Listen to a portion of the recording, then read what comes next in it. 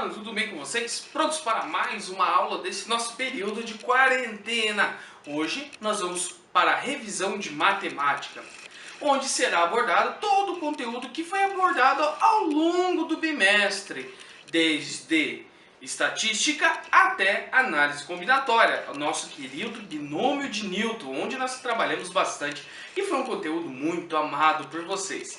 Então, pessoal, eu peço que vocês parem tudo que você está fazendo agora, neste momento, preste muito bem atenção na aula, anotem os exercícios e vamos lá. Galera, bora para a aula? Valeu! Então vamos lá, galerinha, agora começando a nossa revisão, vamos falar um pouco sobre estatística em primeira parte. Primeiro, população. O que é população? População é um conjunto de elementos que tem uma característica em comum. Amostra, conjunto formados, escolhidos da população. Então a população seria vários elementos que têm uma mesma característica, uma característica em comum. Por exemplo, lá na sala, sempre para o seu exemplo, a sala, a turma do segundo ano é a população. Os meninos, amostra. As meninas, amostra. Os meninos que têm 16 anos, amostra. Os meninos que têm mais de 16 anos, amostra. Então uma pequena parte da população, amostra. População, indivíduos que têm características em comum. Agora nós temos variáveis. Primeiro nós temos as variáveis quantitativas, que são representadas por números que dão quantidade. Por exemplo, quantos anos você tem, qual o tamanho do seu pé, por exemplo, quantas televisões você tem em casa, quantas geladeiras, quantos cômodos tem na sua casa. E as qualitativas. As qualitativas são aquelas que não são exibidas por números. Por exemplo, cor dos olhos, cor da pele. Que mais? Vamos pensar assim, preferência pelo time de futebol, cor preferida, comida favorita. Isso são qualitativas. Dentro das qualitativas, dentro das quantitativas, nós temos as quantitativas contínuas, que são variáveis que podem assumir qualquer valor inteiro e fracionário dentro de um intervalo. Por exemplo, salário, média salarial da casa, o gasto mensal em luz, em quilowatts e assim por diante. Agora, as discretas são aquelas que não tem como você cortar, tipo, é um número, geralmente são por números inteiros. Idade, quantidade de televisão. Professor, eu tenho meia televisão em casa. Meia televisão em casa? Quantas pessoas tem na sua casa? Ah, professor, aqui tem 3,7 pessoas aqui em casa. 3,7? Não tem como. Então são variáveis inteiras. Quantas pessoas moram na sua casa, quantos cômodos, quantos aparelhos de televisão, quantas geladeiras, assim por diante. Números inteiros, quantos animais você tem. Não tem como ter meio animal. Ou é um animal inteiro ou não é. Ok? E daí nós temos as distribuições de frequência absoluta, que é o valor inteiro em si. Então, por exemplo, lá, 30 pessoas gostam de jogar futebol de 60. 30, a frequência absoluta. A frequência relativa é a porcentagem. Dessas 30 pessoas, de 60 é 50%. Quantas pessoas gostam de jogar futebol das 60? 50% das pessoas. 50% a frequência relativa. Aí nós temos aqui um exemplo de distribuição de frequência. Ó, frequência absoluta é um número, a relativa a porcentagem. Aí agora nós temos os gráficos de setores, que normalmente são aqueles gráficos que são usados para representar porcentagens, pessoal, também é conhecido como gráfico de pizza. Gráficos de barras também, que podem representar qualquer outro valor, que são orientados tanto em barras verticais, como é o exemplo, quanto barras horizontais. Quanto maior a barra, maior o valor. Também temos os gráficos de linhas, que normalmente são usados, por exemplo, nível de precipitação, rendimento, aumento populacional, enfim, tudo isso que você precisa ver uma linha de crescimento ou de decrescimento, o gráfico de linhas. Também nós temos os pictogramas. O que são esses pictogramas? Pictogramas são desenhos utilizados para representar uma grandeza. Por exemplo, aqui nós estamos mostrando que cada barril representa 20 litros. Então aqui é o consumo de água em determinados países. Por exemplo, ali no Canadá, nós vamos ter 600 litros, 30 garrafões. Já na África, 20 litros somente, ou seja, um garrafão. Assim fica talvez mais fácil você analisar a quantidade que é consumida por pessoas. Aí nós temos as medidas de tendência central. O que seria essa medida de tendência central? São aquelas que são as variações, a média aritmética. Então, por exemplo, a média de idade dos alunos. soma a idade de todos os alunos e divide pela quantidade de alunos.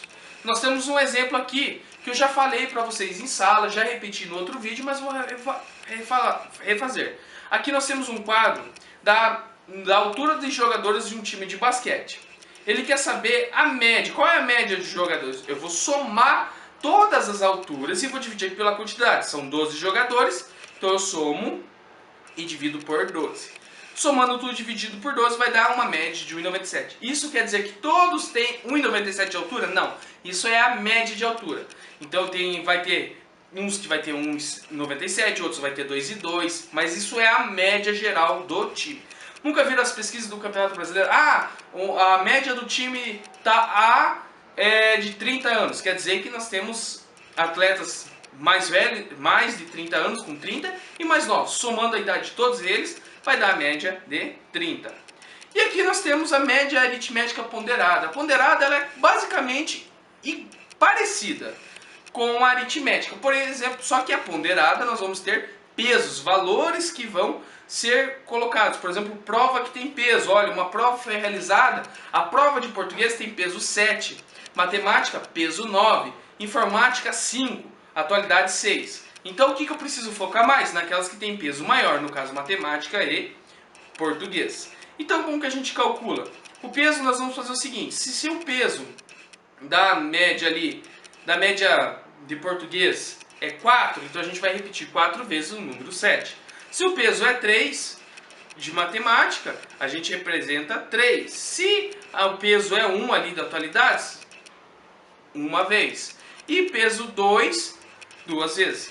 E a divisão agora vai ser a somatória dos pesos, não pelo número de elementos. Agora é a somatória dos pesos. Agora é o seguinte, pessoal, dentro dessas medidas de tendência central, nós temos a mediana e a moda. Mediana, você precisa organizar os números em ordem crescente. O valor que estiver no meio, ele vai ser a mediana. Se for ímpar, é o valor central. Agora, se a quantidade de elementos for par, que é no nosso caso aqui 12, você vai pegar os dois elementos centrais, vai somar e dividir por 2.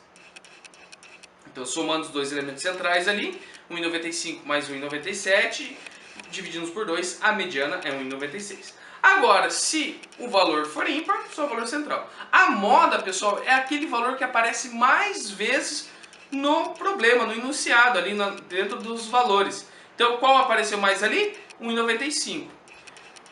Então, moda é o conjunto de valor que aparece com maior frequência dentro do conjunto.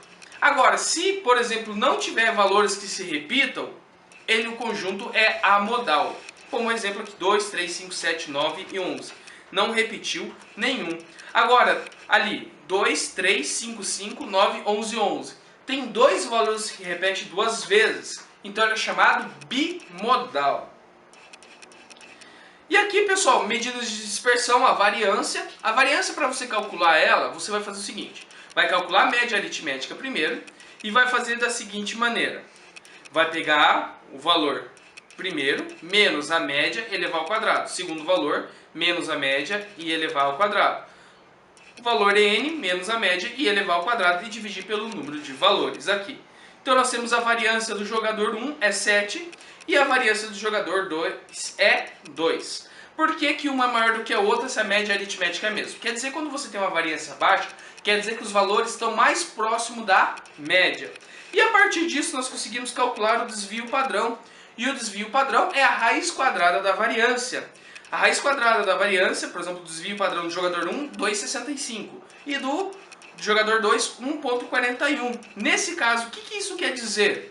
Isso quer dizer que o jogador 2 teve uma maior regularidade na marcação dos pontos ali. Os valores são mais regulares, são mais próximos da média, são basicamente quase a mesma média. Quando a variância for zero ou o desvio padrão for zero, quer dizer que são todos os mesmos valores.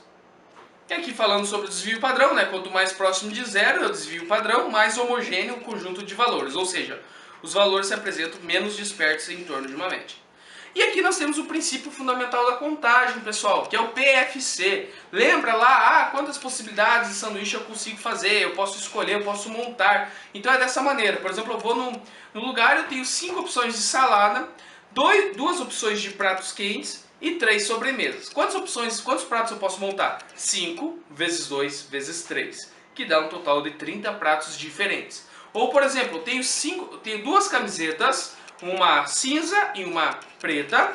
Eu tenho duas calças, uma marrom e uma preta, e 2 tênis. Quantos pares de roupas eu posso montar? 2 vezes 2 vezes 2. Então, 8 possibilidades de combinações de roupas diferentes.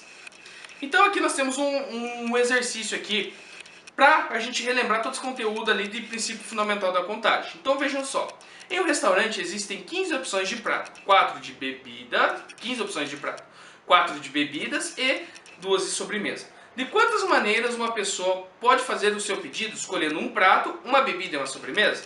Então, um prato vezes uma bebida vezes uma sobremesa. 15 vezes 4 vezes 2, que dá 120. Então eu tenho 120 maneiras diferentes de escolher pratos neste restaurante. E aqui nós temos o fatorial. Lembra do fatorial? Que é esse ponto de exclamação, pessoal. Então o fatorial ele começa assim, por exemplo, um número, depois o seguido do seu antecessor, depois vai fazendo diminuindo. Então, por exemplo, fatorial 5 fatorial. Eu vou abrir 5 vezes 4 vezes 3 vezes 2 vezes 1. Sempre o fatorial termina em 1, pessoal. Então aqui, ó, calcule o valor das seguintes expressões. 5 fatorial mais 4 fatorial. 5 vezes 4 vezes 3 vezes 2 vezes 1, que é o 5 fatorial, mais 4 fatorial. 4 vezes 3 vezes 2 vezes 1. 5 vezes 4 vezes 3 vezes 2 vezes 1, 120. 4 fatorial, 24. Somando, 144. B, 3 fatorial mais 6 fatorial. 3 vezes 2 vezes 1, 3 fatorial. 6 vezes 5 vezes 4 vezes 3 vezes 2 vezes 1, 6 fatorial. Vai dar 6 mais 720, que dá 726. Também nós vamos ter as permutações simples, que também pode ser usado como princípio fundamental da contagem. E alguns exercícios, por exemplo, senhas de banco, pode ser usado ali o princípio fundamental da contagem, entre outros exemplos. O número de permutações simples de n elementos é distinto por P, número de elementos, quantos elementos tem, distintos n fatorial. Então nós temos as permutações com repetições, que são aqueles anagramas que a gente fez lá. A palavra, por exemplo, William. A palavra William, que é o meu nome, ele tem duas letras que se repetem, o L e o I. Aí a gente vai usar uma permutação simples. E a permutação circular é aquela uma quando a gente senta em volta de uma mesa e quer fazer o rodízio. Usamos permutação circular. Então, anagramas que eu falei para vocês. Brasil. Brasil são 6 letras, então eu vou fazer. Eu tenho 6 opções para a primeira, 5, 4, 3, 2 e 1 para a última. Então eu vou fazer 6 fatorial, dando 720. Agora a palavra banana. Notem que a letra A repete 3 vezes e a letra N 2. Então nós vamos fazer uma permutação com repetição.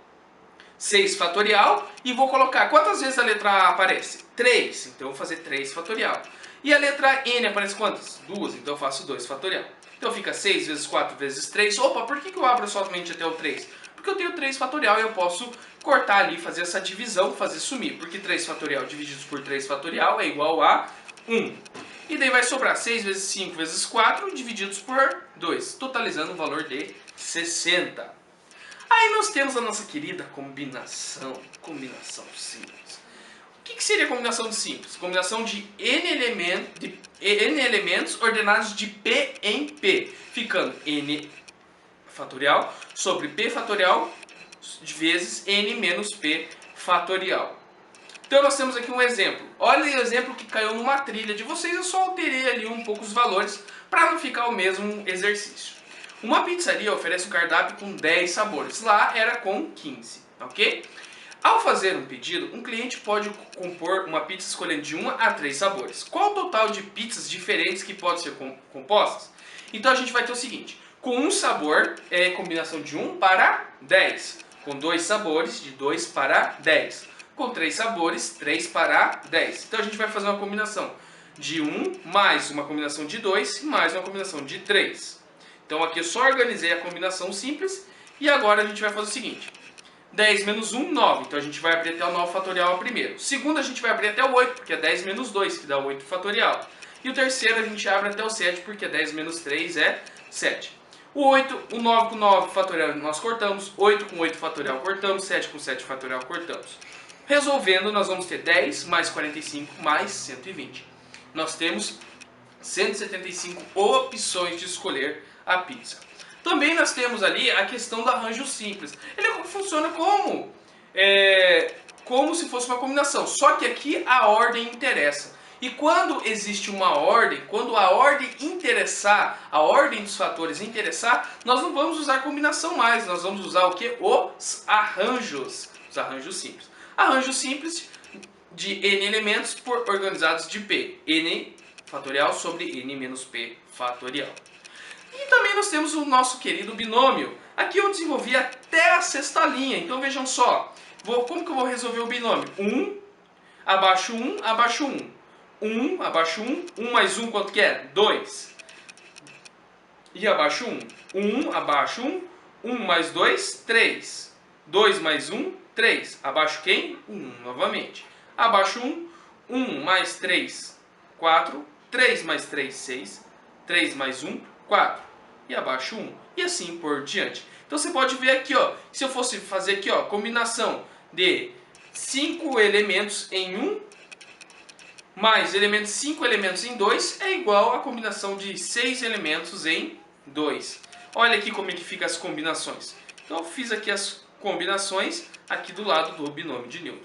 E agora eu quero desejar a todos vocês bons estudos, que vocês estudem, façam essas atividades. Não esqueçam, pessoal, do link que está aqui na descrição do vídeo. Essa atividade aqui, essa revisão tem um valor para vocês. Lembrando que nós fizemos a revisão lá no quadro no Jamboard do Google e agora mais esses exercícios. Então não deixe de realizar. Fechará essa semana, até sexta-feira, às 23h59, estará disponível. Então é muito importante que vocês assistam esse vídeo e façam essa atividade. Qualquer dúvida, manda uma mensagem para o professor.